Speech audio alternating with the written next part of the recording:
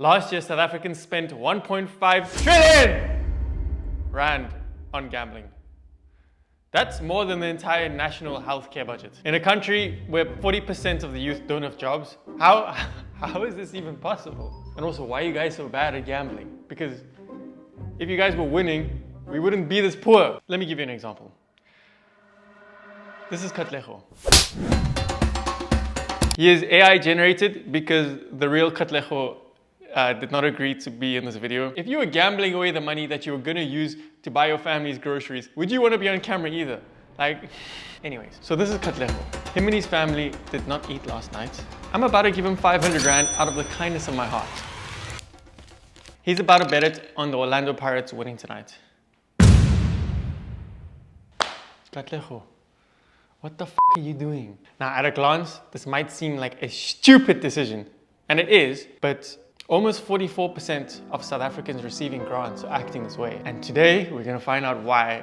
So of course, we all know what gambling is. This shit has been around for millennia. It even predates some of our politicians, with some of the first evidence being from 3000 BCE. And the concept is simple. You risk some of your money, play a game, and you have a chance to increase the amount of money that you originally bet with. And to understand why that works, we need to look at dopamine. Dopamine is such a buzzword. I feel like everyone knows what it is, but no one knows what it actually is. And to explain it, I'm gonna give you an example. What if I told you that tomorrow, after you get home from work, I'm gonna cook you a nice meal. So now you go about your day, go to work, you're tired, come home, you're feeling quite hungry. Then as you open the door, you know what you're gonna find. It's gonna be me, and I'm gonna have a nice home-cooked meal ready. You're obviously gonna be happy. But now, let's say I didn't tell you that before. You go to work, you come home tired, infested with hunger. Now you're just thinking like, what am I even gonna eat? Like I can't be asked to cook anything.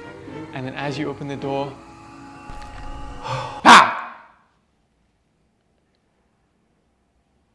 it's me, I cooked your favorite meal. Dopamine. Now the same exact product was delivered in both scenarios. However, one feels a little bit better. Yeah, you know when it's a surprise, it's like, oh my God. I'm sure most of you guys have heard of the word dopamine by now. And if you're a millennial, you might have it tattooed on you somewhere. I don't think that had the effect of absorbing into your brain like you thought it would, but nonetheless. Dopamine doesn't really make you feel good. That's more like your endocannabinoid and opioid receptors. What dopamine does is it basically motivates you to want to feel good. If pleasure and feeling good is the fuel, dopamine would be the accelerator pedal.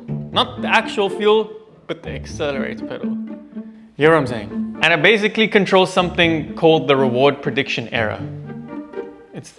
I think it's a stupid name. But basically, it's the difference between what you expected and what actually happened. If you expect something good and have a bad outcome, there's a drop in your dopamine. If you expect something good and something good happens, you have a rise in dopamine.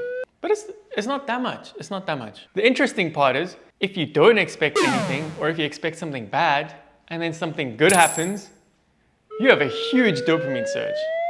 Because now something good happened when you weren't expecting it. So once again, even if it's the same exact outcome, you are going to have a significantly higher dopamine surge if you didn't expect it. And now you can probably see why gambling is so effective. Even if you're broke, even if you're struggling to survive, even if you're Katlego and your family didn't eat, you are still motivated as f to waste your life savings. So why are we like this?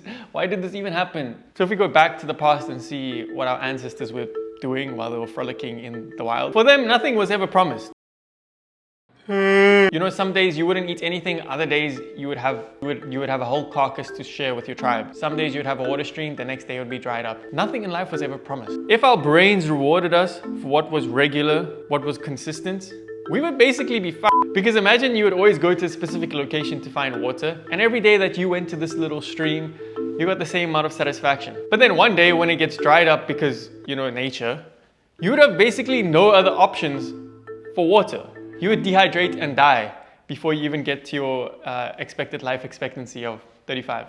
Oh no! No! So basically, our brains were like, oh, you know, I saw this water stream yesterday, but it's like not as good anymore, as it kind of doesn't appeal to me anymore. So then you're gonna be motivated to go and find a new water stream every single day. And then by the end of it, you have like 55 water streams to choose from. If one of them dries up, who cares? You have plenty other bitches. I mean, you got plenty other water streams to quench your thirst. I'm sure you can see the overlap. So gambling is smart. It's basically hijacked a system that was essential for our survival in order to rinse you of your money. Why do you think it's been around for so many years? This shit, it's so effective. It works. But gambling still has a problem. It only works if you win. And every time you win, they lose money. And like I said earlier, unless you win, you will not have an increase in your dopamine. And without dopamine, you're not gonna gamble again. So now gambling basically needs a way for you to lose, but you to still increase your dopamine so that you keep playing. And how do they do that? Not like this. It's called a near miss experience. Have you heard of that?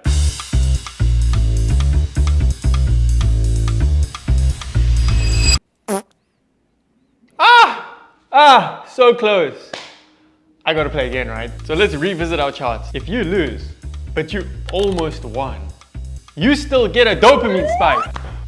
Bro, you're like, can you see why this shit is so addictive? Because out of all the scenarios, the only time that you wouldn't get a dopamine spike is if you lose and you weren't close to winning. Now, as you can see, this is terrible because regardless of whether you're winning or losing, you're still getting dopamine spike and you still playing. And obviously gambling companies wouldn't make money if the odds weren't in their favor. So the more you play, the more you lose, the more money they make. And now you can understand why we get to this 1.5 trillion rand. And you know, before gambling, historically, it was a hobby. It was just a game. It was something you did with your free time, with your extra money. But what's happening in South Africa is something much darker and something that's actually a bit scary. People nowadays aren't gambling for fun. They're gambling to survive. Surveys suggest that 44% of gamblers would have spent that money on essential things like groceries if they didn't bet it. So you can imagine these aren't the type of people that live in luxury yachts, that have so much extra money that they're willing to just waste on gambling. People aren't gambling just because they think it's fun. They're gambling because it's the only way that they can have enough money to feed their families. And this might work once or twice, but long term, you are guaranteed to lose money. And what makes it even worse, I'm not making any suggestions. I'm not saying anything exactly, but it is alleged that specific gambling apps tend to send out push notifications around the same time that social grants are released. Social grants, bro. These social grants, this is money. First of all, barely any money. That is basically meant for your basic needs. It's people with disabilities, it's people that don't have any other choice to they can't work, this is all they have. And to think that people are being encouraged to gamble it. Gambling is so easy nowadays. You don't even have to go to a casino. Casinos have actually seen a drop in the amount of people that spend money there. But where all of this gambling is happening is basically through applications. These algorithms track your behavior. They track your habits, they track your spending, and they have been so optimized to basically rinse you of your money. So yeah, Katlego isn't stupid.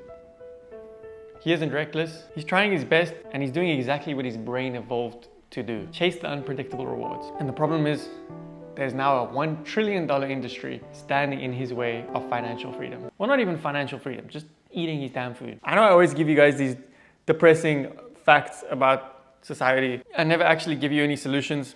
And today's no different. I don't have any solutions. But I'd like to thank the sponsor of this video, which is Betwit.